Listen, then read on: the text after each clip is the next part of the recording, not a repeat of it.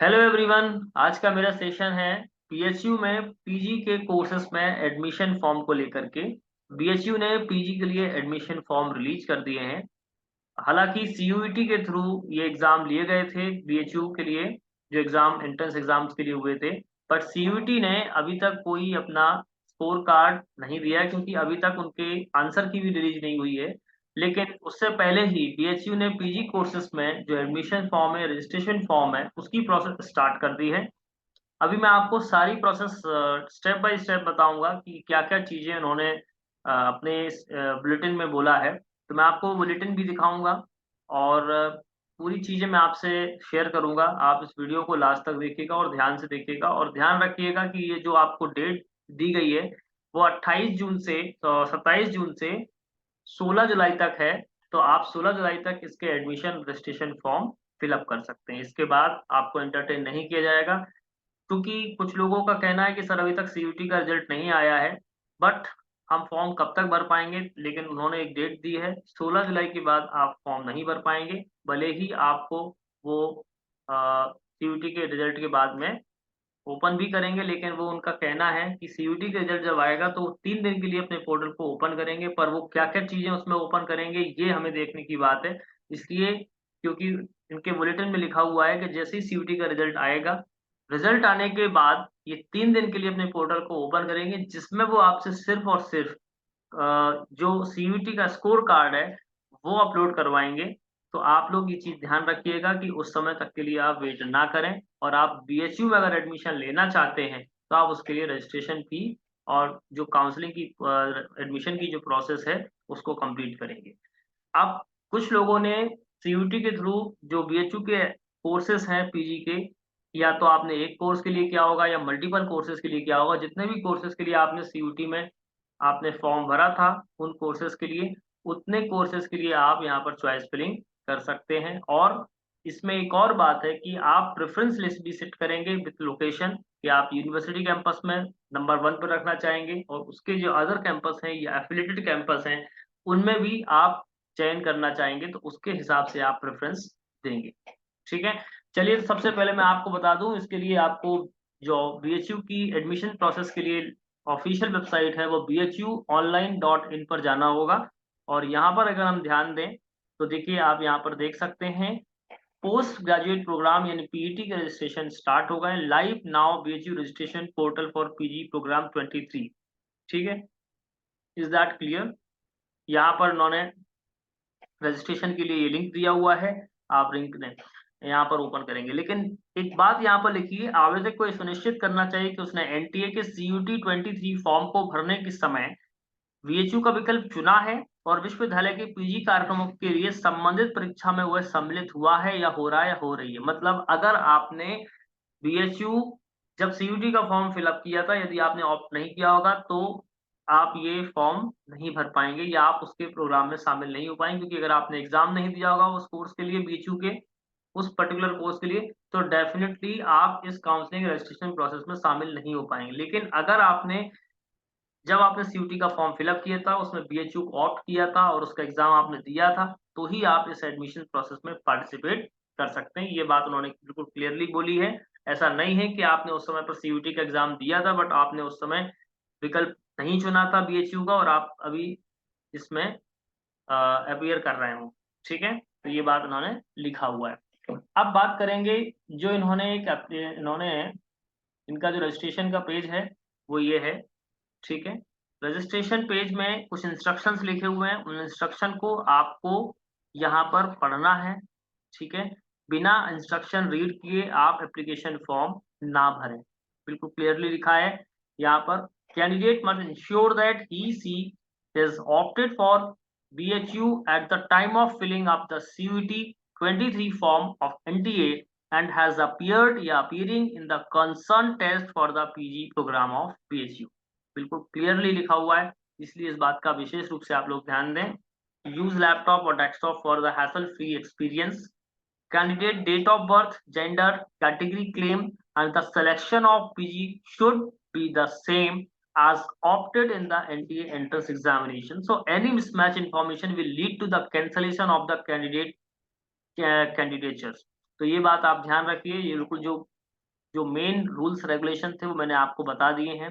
इसके बाद में candidate must safely keep the NTA application number, registration for BHU will based on the NTA application number, यानी कि जो आपको एनटीए ने रजिस्ट्रेशन नंबर प्रोवाइड किया होगा उसी के बेसिस पर ही आपको यहाँ पर एडमिशन दिया जाएगा।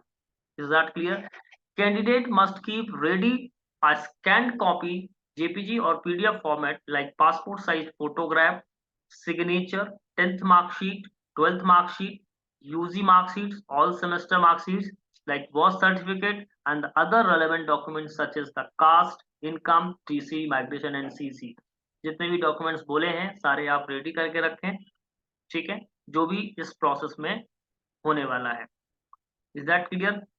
इसके बाद में candidate must be prepared to pay the registration fee online before filling up the registration form, and registration process has the several steps including payment of the registration fee, ठीक है, for the PG program। Is that clear? And candidate must read, understand and familiarize themselves with the NTA PG information bulletin, NTA public notice, BHU information bulletin and BHU admission guideline, and before proceeding with the registration the following links can be the accessed for the same। ये आप ध्यान रखिएगा, यहाँ पर ये सारी links आपको यहाँ पर प्रोवाइड की गई हैं कि बीएचयू का इंफॉर्मेशन बुलेटिन क्या है या एनटीए का इंफॉर्मेशन बुलेटिन क्या है, बीएचयू के पीजी एडमिशन की इंफॉर्मेशन क्या है, ठीक है, ये सारी चीजें आपको यहाँ पर प्रोवाइड की गई। इसके बाद मैं बात करूंगा कि जो इन्होंने अपने पीजी फॉर्म के लिए जो इंस्ट्रक्शंस दिए हैं वो आपको देखना है। इन्होंने एडमिशन पोर्टल आपको बता ही दिया है, मैंने आपको बताया bhuonline.in, ठीक है, और एडमिशन बुलेटिन आप इसको एक बार अच्छे से रेफर करेंगे, किसके लिए? For eligibility. बिना एलिजिबिलिटी चेक किए आप एडमिशन ना फॉर्म ना फिलअप करें। क्लियर? चलिए आगे चलते हैं और जो इम्पोर्टेंट बातें उन्होंने बोली हैं, सबसे पहली बात ये है, the counselling will be done in the online mode only, the following steps are mandatory, the complete online counselling process like register on registration portal will be available 27th of June, यानी 27 जून से 16 जुलाई के बीच में ही आप registration कर सकते हैं। तो ये चीज आप बहुत ध्यान रखें, डेट और टाइम, ठीक है। तो कैंडिडेट कहाँ पर रजिस्ट्रेशन करेगा? bhu.online.in पर। बाकी सारी प्रोसेस मैं अभी आपको बता देता हूँ कि कैसे कैसे करना है। आपको जो इम्पोर्टेंट बात है वो मैं बता देता हूँ। After the registration candidate will log in the registration portal and fill in the required details and upload the essential documents। So there are the 7 stages on the left hand side which the candidate has to fill out carefully, namely like application detail, educational detail, program select, upload photo and signature, document upload, bank account details, preview and confirm, and fill in all the description, check and status as a completed। Is that clear? आप check करना बिल्कुल properly. अब यहाँ पर जो documents बोले हैं वो भी आपको ध्यान रखना होगा कि कौन कौन से डॉक्यूमेंट्स यहाँ पर आपको लगाना है। 10th का मार्कशीट या बर्थ सर्टिफिकेट, 12th की मार्कशीट, ग्रेजुएशन की मार्कशीट सारे सेमेस्टर्स, कास्ट सर्टिफिकेट अगर आपका कोई कैटेगरी है like SC ST OBC EWS, ठीक है। इसके बाद में PWD सर्टिफिकेट अगर एप्लीकेबल है, BHU के अगर आप कोई एम्प्लॉय है तो उसका सर्टिफिकेट लगेगा। सर्टिफिकेट ऑफ एडमिशन अंडर अगर आप स्पोर्ट्स कोटा में कोई क्लेम कर रहे हैं तो उसका देना होगा। Scanned copy of recent colour photograph and scanned copy of candidate signature. तो इतने डॉक्यूमेंट्स आपको रखने होंगे, आपको क्लियर। इसके बाद में बात करेंगे कि जो भी आपने at the time of registration important notes क्या है। At the time of registration, if applicable, it is essential to upload category certificate, OBC, EWS या जो भी है। So candidate is strictly instructed that no undertaking या affidavit, आपके पास में कोई undertaking या affidavit नहीं है कि आप उन डॉक्यूमेंट्स को नहीं लगा रहे हो अगर आप कोई कैटेगरी को क्लेम कर रहे हैं। आपने अगर category OBC, EWS, general, SC ST लिखा हुआ है तो आपको वो सर्टिफिकेट प्रेजेंट करना ही पड़ेगा, अदरवाइज आपका एडमिशन जनरल के थ्रू वो किया जाएगा, ठीक है। तो if required the candidate are not allowed to edit registration before the proceeding the payment, no change will be the permitted once the final payment is done. अगर आपने कोई भी पेमेंट डन कर दिया है, यानी कि अगर आप चाह रहे हो कि कोई चीज एडिट करना चाह रहे हो तो आप एडिट नहीं कर पाओगे, ये बात क्लियरली मेंशन है। कि यहाँ पर मेंशन है कि जनरल, ओबीसी एंड ईडब्ल्यूएस के लिए फर्स्ट एक प्रोग्राम के लिए आप रजिस्टर करेंगे 300, और उसके ज्यादा अगर आपने कोई भी प्रोग्राम भरे हैं तो 100 रुपीज पर प्रोग्राम आपको देना होगा। क्लियर? सारी बातें बिल्कुल क्लियर हैं, आप इसको अच्छे से रीड करिएगा। ओके, नेक्स्ट जो बहुत ही इंपॉर्टेंट बात है वो हम आपसे डिस्कस करने वाले, point number 4, the registration window will reopen after the publication of CUET result by NTA। यानी NTA जो एग्जाम कराता है आपका CUT का, वो एग्जाम्स का जब रिजल्ट पब्लिश करेगा फॉर, तो रजिस्ट्रेशन विंडो विल रीओपन, इसका मतलब रजिस्ट्रेशन विंडो दोबारा से ओपन की जाएगी 3 दिन के लिए, and it will be the mandatory for the candidate to upload their score card of CUET PG 23। यानी कि आपको CUET PG का जो स्कोर कार्ड है वो अपलोड करने के लिए 3 दिन के लिए रजिस्ट्रेशन विंडो को रीओपन किया जाएगा। If they do not upload the score card of CUET after publication of result, their candidature will not be considered. यानी अगर आपने स्कोर कार्ड को उस तय सीमा में अपलोड नहीं किया तो आपका कैंडिडेचर कंसीडर नहीं किया जाएगा। फोर्थ पॉइंट के बाद में एक फिफ्थ पॉइंट है, प्रेफरेंस एंट्री पेज का मतलब ये है कि आपसे ये पूछा जाएगा कि आप यूनिवर्सिटी कैंपस में लेना चाहेंगे या यूनिवर्सिटी के अलावा इनका एक राजीव गांधी साउथ कैंपस भी है, और भी एफिलिएटेड जो कॉलेज हैं क्या उनके कैंपस में लेना चाहेंगे। तो वो प्रेफरेंस आपको सेट करना होगा जब आप एप्लीकेशन फॉर्म फिलअप कर रहे होंगे। लेकिन ये सारी जो चीज है वो 27 जून से 16 जुलाई के बीच में ही आपको करनी है। Is that clear? At the time of the preference entry, only one PG programme आप हर एक PG प्रोग्राम के लिए सेलेक्ट करेंगे, और जैसे अगर आपने मल्टीपल भरे हैं तो सेम एज आपका रहेगा। इसमें आपका प्रोग्राम लोकेशन भी होगा जो आपको चूज करना होगा। क्लियर? इसके बाद में मैं एक और चीज बता देता हूँ, on opening the registration portal the preference entry icon will appear on the dashboard. आपके डैशबोर्ड पर ये मेंशन होगा।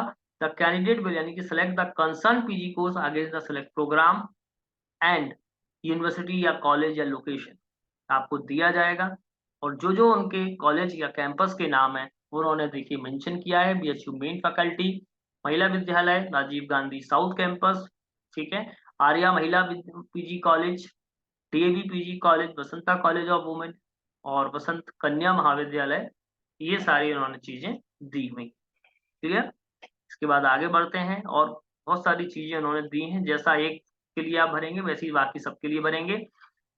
Candidate must submit the preference entry from form after preview. Preview करने से पहले आपको अपनी प्रेफरेंस एंट्री भरनी होगी, and candidate is advise to get a print out of registration form और फॉर हिज या हर रिकॉर्ड्स। यानी अपने ऑन रिकॉर्ड के लिए आप अपना एक जो भी रजिस्ट्रेशन फॉर्म है उसको प्रिंट आउट करके रख लेंगे। Is that clear?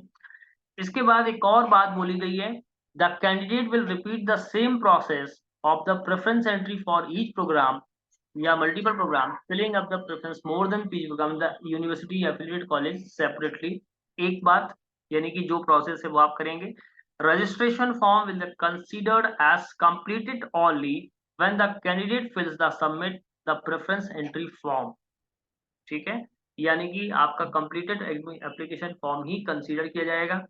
Portals for both registration and preference entry will close on 16th July 11:50 PM। यानी कि 16 जुलाई को रात 11 बजे तक ही आपका कंसीडर होगा। यानी पोर्टल दोनों चीजों के लिए, यानी रजिस्ट्रेशन और चॉइस फिलिंग यानी प्रेफरेंस एंट्री दोनों के लिए ओपन रहेगा।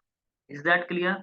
The candidate not completing the registration process and the preference entry within the stipulated period will not be considered for admission। बिल्कुल क्लियरली मेंशन है। तो ये जो हम आपको बता रहे हैं इंस्ट्रक्शन, बहुत ही इम्पोर्टेंट है, जो आप इसको अच्छे से समझ लें, नहीं तो आपको प्रॉब्लम हो जाएगी। ठीक है? क्लियर?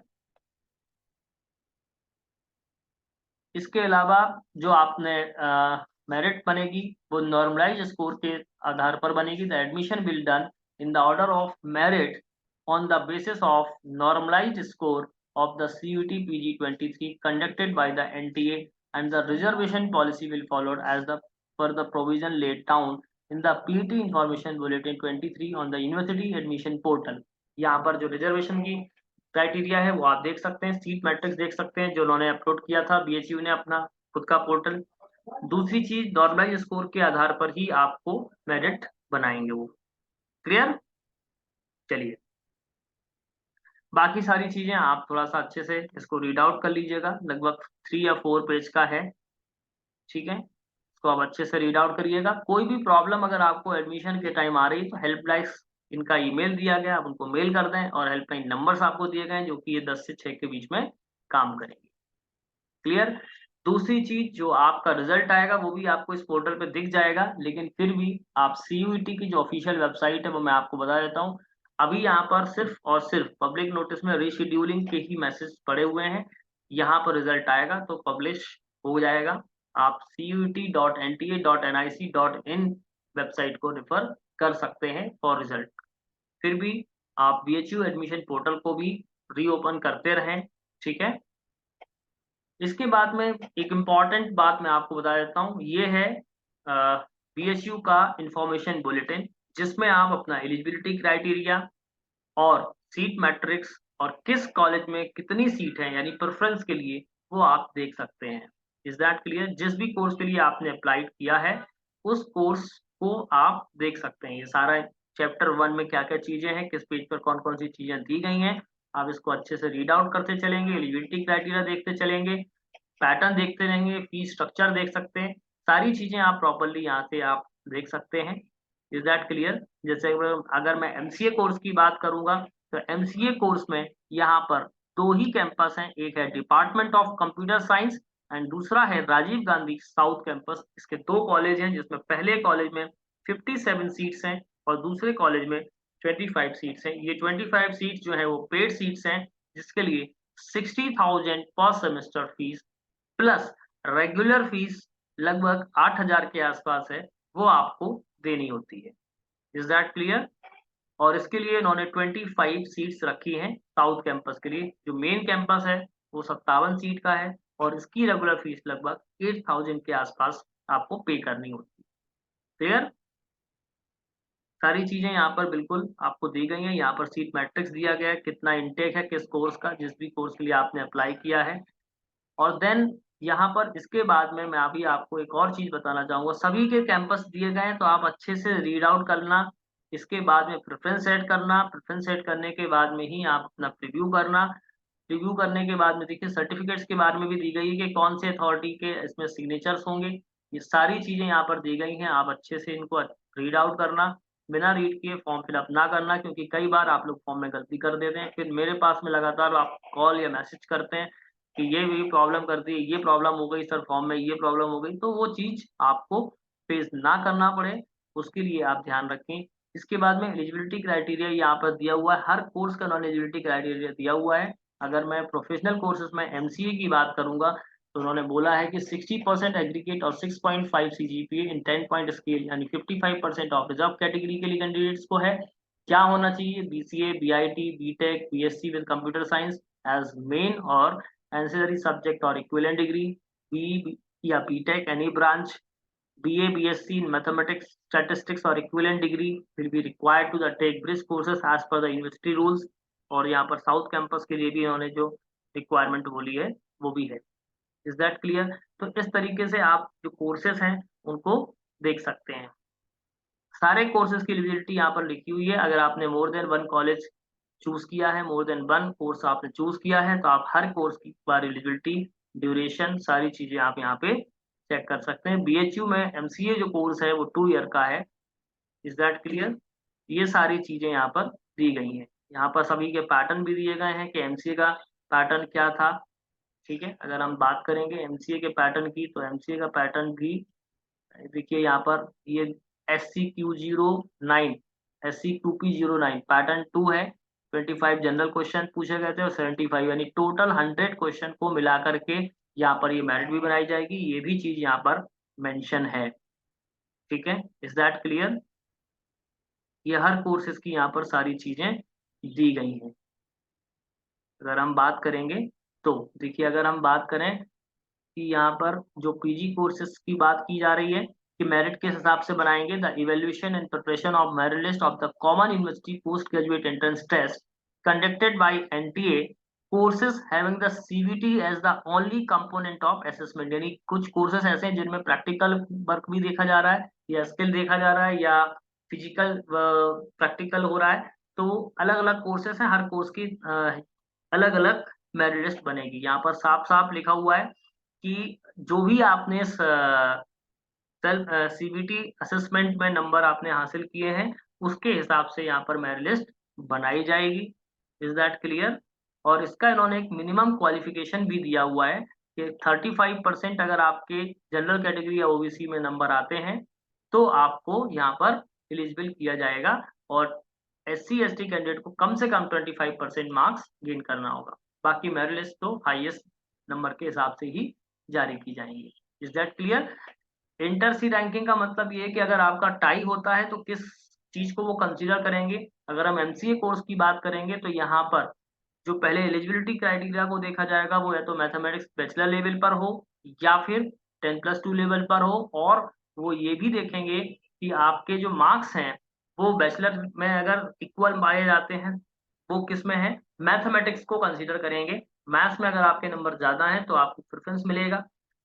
दो कैंडिडेट अगर ग्रेजुएशन में मैथ्स के ही नंबर भी सेम है तो 10+2 में अगर आपने मैथ्स में कितने नंबर हासिल किए उसको कंसीडर करेंगे, और ये भी सब सेम होने पर वो हायर जो सीनियर कैंडिडेट होगा एज वाइज उसको वो प्रेफरेंस देंगे। ये तो हो गया स्कोर कार्ड किस तरह से वो बनाएंगे, मेरिट किस तरह से बनाएंगे। इसके अलावा यहाँ पर उन्होंने फी स्ट्रक्चर दिया है। अगर हम फी की बात करेंगे तो हर कोर्स की यहाँ पर फी दी गई है। अगर हम एमसीए कोर्स की बात करें तो 7,832 रुपए ये इनकी मेन कैंपस की फीस है, और 60,000 प्लस 7,008 यानी कि 67,832 रुपीज जो भी पेड सीट के साथ में राजीव गांधी साउथ कैंपस की फीस है, ये फर्स्ट सेमेस्टर की फीस है। इसके अलावा इन्होंने सारी चीजें दी हैं, हॉस्टल वगैरह सारी इंफॉर्मेशन दी है कि किस हॉस्टल में कितना क्या है। तो ये तो हो गई इंफॉर्मेशन बुलेटिन की जो इम्पोर्टेंट की पॉइंट्स थे, उनको आप डिटेल में अच्छे से पढ़िएगा। आप बात करेंगे कि अगर हम में अकाउंट को हमें एक्टिव करना है तो किस तरीके से करेंगे। देखिए, तो पहले तो अगर आपने रजिस्ट्रेशन नहीं किया है तो उसके लिए आप एक्टिवेट योर अकाउंट पर क्लिक करेंगे और यहाँ पर यूजर नेम में ईमेल आईडी देंगे। ईमेल आईडी पर आपको एक ओटीपी जाएगा, ओटीपी आपको सबमिट करना होगा, तो आपको एक यूजर आईडी पासवर्ड प्रोवाइड किया जाएगा। ठीक है, साइन इन करने के लिए आपको यहाँ पर एक ईमेल आईडी भरनी होगी। तो मैंने एक कैंडिडेट का है जिसके लिए मैंने एप्लीकेशन आईडी, ईमेल आईडी और पासवर्ड एंटर किया। तो यहाँ पर देखिए 1 2 3 4 5 स्टेप यहाँ पर दी गई हैं। पांचों स्टेप में आपको आपका ये एप्लीकेशन फॉर्म कंप्लीट करना है। पहला स्टेप है रूल्स एंड रेगुलेशन जो आपको दिए गए हैं, बहुत अच्छे से आप रीड आउट करिए। नेक्स्ट पेज पर हम जाएंगे तो देखिए यहाँ पर माय एप्लीकेशन में जाएंगे। अभी इनकम्प्लीट स्टेटस क्योंकि किसी कैंडिडेट का फॉर्म है। ठीक है, मैं आपको जस्ट एज अ सैंपल बताना चाह रहा हूँ कि क्या क्या चीजें इसमें होंगी। हम एडिट या व्यू पे जाएंगे तो यहाँ से जाएंगे तो देखिए 7 स्टेप हैं आपके पास में। Application detail, educational detail, documents upload, candidate photo and signature, select the programme. Select the programme का मतलब जितने भी प्रोग्राम आपने सेलेक्ट किए हैं वो सारे प्रोग्राम, बैंक अकाउंट डिटेल्स और प्रीव्यू द कंफर्म जब आप कंप्लीट कर लेंगे तो सारी चीजें क्लियर। अब एप्लीकेशन डिटेल में वही सारी चीजें कि आपकी डिटेल कंप्लीट क्या क्या चीजें मांगी गई है, candidate name, father name, mother name, mobile number, आपका एड्रेस, ठीक है, एनुअल इनकम कितनी है, date of birth, gender, nationality, ठीक है, पीडब्ल्यूडी है कि नहीं है, वो सारी चीजें आपसे पूछेंगे। आइडेंटिटी टाइप क्या है आपका। इसके बाद में परमानेंट एड्रेस, करस्पॉन्डेंस एड्रेस और email ID and mobile number. Is that clear? इसके बाद में एजुकेशन डिटेल में आपसे पूछा जा रहा है 10th की, 12th की और बैचलर डिग्री, इन सभी की डिटेल दी जा रही है। इसमें आपको ये चीज जो एक इंफॉर्मेशन दी गई है कि मार्क्स जो आपको सीजीपीए में भी डालने हैं वो भी आप एंटर करेंगे, पर जो कन्वर्ट करने का जो रेशियो दिया है सीजीपीए इनटू परसेंटेज, वो आपकी बोर्ड या यूनिवर्सिटी में एक फॉर्मूला दिया होगा, उसके अकॉर्डिंग आपको ये परसेंटेज में, जैसे अगर हमारा रिजल्ट सीजीपीए में है तो सीजीपीए कितने ऑब्टेन किए हैं, कितने में से ऑब्टेन किए हैं और कितने परसेंट आपको मार्क्स मिले हैं, ये चीज आपको यहाँ पर सीजीपीए वालों को करनी होगी। और अगर आपने परसेंटेज बेसिस पर किया है तो कोई प्रॉब्लम आपको नहीं आने वाली। क्लियर? तो 10th 12th और बैचलर डिग्री की जानकारी देंगे, इसके बाद डॉक्यूमेंट्स अपलोड करेंगे, फोटो साइन अपलोड करेंगे, सिलेक्ट प्रोग्राम करेंगे, बैंक डिटेल डालेंगे, प्रीव्यू और कंफर्म करेंगे। ये आपकी एप्लीकेशन की इंफॉर्मेशन है। इसके बाद हम रिटर्न होंगे तो डैशबोर्ड पर चलते हैं, और डैशबोर्ड पर जाने के बाद में माय एप्लीकेशन कंप्लीट हो गया तो प्रीव्यू करेंगे फॉर्म को, क्योंकि अभी ये कंप्लीट नहीं है इसलिए अभी ये आपको नहीं दिखेगा। देन उसके बाद में मेक पेमेंट करेंगे।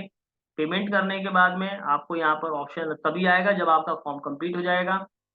ठीक है? इसके अलावा अगर हम बात करेंगे कोर्स प्रेफ़रेंस, तो कोर्स प्रेफ़रेंस का ऑप्शन भी तभी आएगा जब हम अपना फॉर्म कंप्लीट कर लेंगे। ठीक है? इसलिए अभी ये लिंक हमारे लिए डिसेबल्ड है। Is that clear? तो इस तरीके से आपको अपना फॉर्म कंप्लीट करना है। तो आई होप कि आपको ये जो मैंने स्टेप समझाई हैं, क्लियरली आपको समझ में आ गई होंगी। जो मैंने की फीचर्स बताए, एडमिशन और रजिस्ट्रेशन के पहले पूरी गाइडलाइन आपको बताई है, वो गाइडलाइन आपको समझ में आ गई होगी। फॉर्म भरने से पहले आप इन्फॉर्मेशन बुलेटिन और एडमिशन गाइडलाइन को ज़रूर रीड करिएगा, ताकि आपसे एप्लीकेशन फॉर्म भरते समय कोई मिस्टेक्स ना हो। फिर भी अगर आपको कोई कन्फ्यूजन होता है तो आप मुझे कमेंट सेक्शन में लिख के बता सकते हैं, मैं आपको तो सॉल्यूशन प्रोवाइड करा दूँगा। ठीक है? तो thank you and all the best. और रिजल्ट के लिए आपको सीयूईटी की ऑफिशियल वेबसाइट cuet.nta.nic.in पर, यानी कि 1 मिनट मैं आपको फिर से बता देता हूँ, cuet.nta.nic.in, ये मैं आपको दिखा दिया है। इस पर ही आपको अपना रिजल्ट चेक करना है। ठीक है? तो thank you and all the best.